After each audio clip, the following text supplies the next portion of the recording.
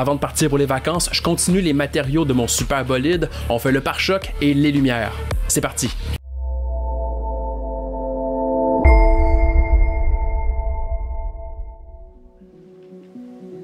Mon bolide dans toute sa gloire avec sa nouvelle vieille peinture fraîche, tout rouillé, je continue avec le pare-choc. Toujours important d'avoir des bonnes images de référence, j'ai été dans une exposition de voitures anciennes ici dans ma région et ce pick-up Mazda m'offre des bonnes références.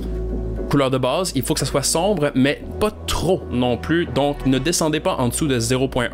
Roughness moyen, parce que c'est quand on va mettre le clear coat avec un roughness que là ça va prendre vie. Puis en parlant justement de prendre vie avec le roughness, je réutilise une texture de dripping que j'ai réutilisée dans la dernière vidéo avec un map range, je viens ajuster la valeur.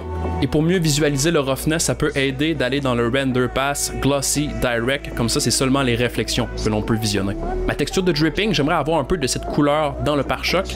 Avec un map range et un color ramp, je viens poser des clés et coloriser chacun des points de sombre à noir pour avoir un look un peu plus bouette, poussière, saleté. Et j'ajoute ce résultat avec un mix RGB tout simple avec un facteur uniforme pour que ça soit un mix subtil. Un peu de relief avec le bump. Ma texture de dripping, je la réutilise, je la mets dans le height et le map range me permet d'isoler la hauteur que je veux ajouter en tant que relief sur le pare-choc. Même technique, je veux faire maintenant des scratchs et je les combine ensemble avec un mix RGB en mode multiply et ajustement avec le map range pour avoir la bonne profondeur de scratch. Je veux aussi que les scratchs paraissent un peu plus clairs dans le base color, donc avec un mix RGB, je colorise les scratchs et aussi qu'elles soient un peu plus rough, surtout pour le roughness du clear coat. C'est déjà pas si mal, mais je veux utiliser le sheen pour faire la poussière. Cette technique-là, je l'ai utilisée dans la vidéo du car paint. On va voir ça si c'est pas fait. Mais en gros, je convertis ma dust en node group et je la réinvoque dans mon matériel du pare-choc. Et ça va être utilisé dans le weight du sheen pour me donner une poussière très subtile. Ici, il y a une entrée d'air. Ça devrait être une sorte de grille pour laisser l'air passer. Je vais me faire un nouveau matériel exprès pour ces faces-là que je vais assigner. Je me l'ajoute procédural Wave Texture en X que j'envoie dans un less than pour enlever les gradients. Et pour faire le pattern horizontal, c'est maintenant un Wave Texture en Y. Je combine ensemble avec un screen et le tout est envoyé dans l'alpha du Principled BSDF. Pour contrôler la taille du pattern de grille, j'utilise les coordonnées objet et avec une valeur que je branche dans les deux scales de mes Wave Texture, je peux changer la taille directement comme ça. Un peu de métallique, pas trop de roughness, et pour faire du relief un peu, j'utilise un bump dans la normale et avec le signal qui sort de mon screen, je joue avec le strength et la distance pour déterminer le relief. C'est maintenant le tour des phares avant. Cette coquille transparente sur mes phares, ça va être géré avec l'attribut Transmission qui va être mis à 1. Et ensuite avec le roughness, on détermine à quel point la transparence est nette ou floue. La plupart des voitures ont des variations dans la coquille transparente, des lignes, des patterns. Je vais recréer ça procéduralement avec le Wave Texture, comme tout à l'heure, en X. Et là, je vais garder ici les reliefs, mais le tout va être envoyé dans un bump. Et on va vouloir rester subtil pour laisser paraître le pattern sans que ça prenne trop de place. Pour faire de la variation, j'utilise un Brick Texture. Comme là, les valeurs de gris vont influencer sur le positionnement de mes UV. Avec le Scale, j'utilise un Vector Matte en mode Add pour avoir un offset sur les lignes avec le pattern de briques. Si on change en mode Multiply maintenant, ça va changer l'échelle de mes lignes basée sur la luminosité des briques. Ce pattern avec le bump, il est bien. Pour unifier la surface et rendre le tout un peu plus lisse, j'envoie le Clear Coat et avec la texture de dropping de roughness pour moduler la surface. Mon node group de poussière, donc avec le sheen, je le réutilise. Et les scratchs que j'ai employés dans le pare-choc, pareil, je les copie pour en avoir à la surface. Et ça, je le mets dans le bump pour changer le normal du clear coat. Je veux que les scratchs soient à la surface de mon film protecteur. L'aspect transparent de ma lumière est très bien, je vais le grouper dans un nouveau node group parce que je vais vouloir le réutiliser dans le phare de clignotement qui est juste à côté. Je change de slot pour accéder au matériel du clignotant et ici je vais réutiliser le même groupe pour mes headlights que j'ai appelé. Je fais les connexions de mes attributs et juste parce que le base color est un peu orangé, déjà là, le look est pas si mal. je réalise que sur mon pare-choc, il y a des phares anti-brouillard, il n'y a pas de profondeur dedans. Fait que pour en ajouter, j'isole le phare et je reconstruis les faces arrière avec le Grid Fill et le Simple Blending. Ça relaxe les edges et ensuite, je peux les pousser vers l'arrière, y placer le matériel de chrome que j'ai de base dans ma scène. J'ajoute des segments au coin parce qu'il y a des bugs de shading, mais en même temps, on s'en fout un peu parce que cette partie-là, on verra pas ça. Je vais ajouter un petit réflecteur à l'avant pour qu'il y ait l'air d'avoir plus de détails. Donc, à partir d'un cercle, j'ajoute des edges, on poke, juste pour avoir une sorte de surface cylindrique. Et là, je réduis manuellement parce que je me suis rendu compte que j'avais trop de résolution au départ. Donc, je le mets à l'intérieur, puis c'est tout. C'est terminé, ça a un peu plus de profondeur, je préfère ça. Dans le Node Group des lumières, je viens ajouter des entrées pour changer, par exemple, le pattern de la wave, de la grille, rendre ça un peu plus flexible. Aussi, avoir le contrôle manuellement sur la dust. Donc, ici, c'est juste de la gestion de Node Group pour avoir plus de possibilités.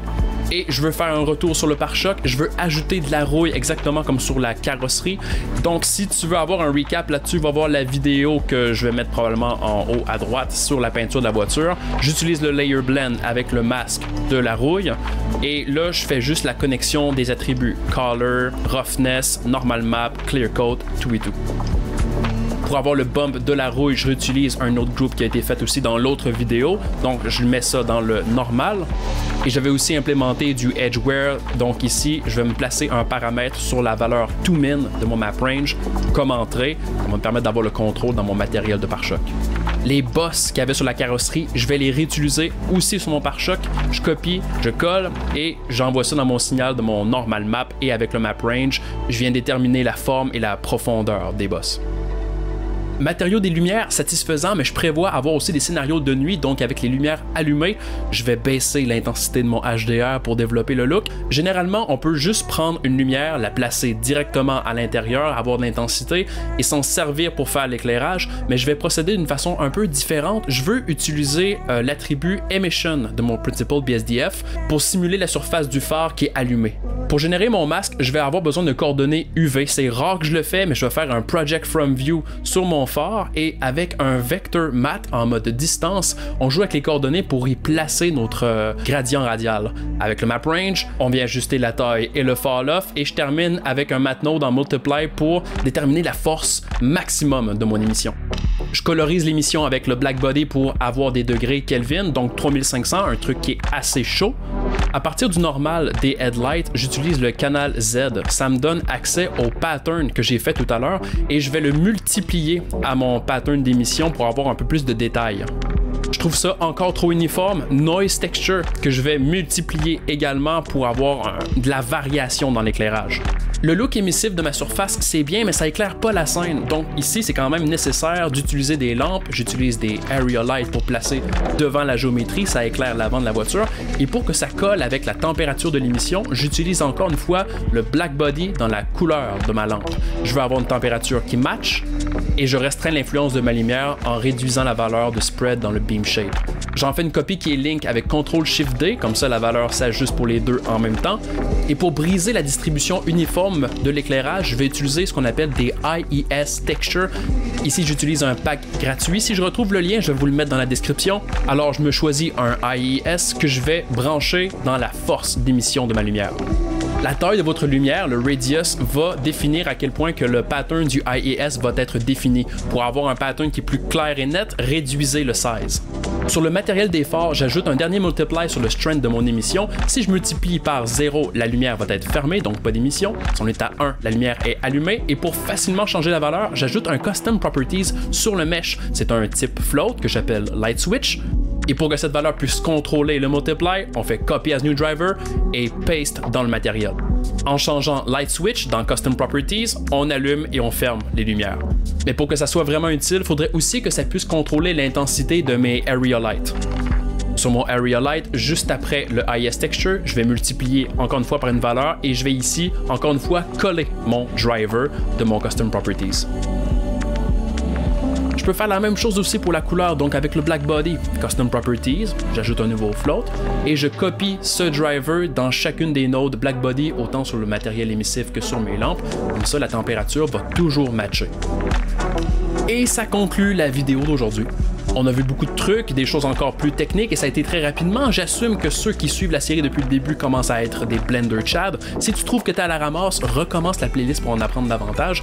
Et je vais vous dire aussi que je vais partir en vacances quelque temps. Je recommencerai à refaire des vidéos environ vers la mi-janvier. Donc jusqu'à là, je vous souhaite une bonne année et à la prochaine.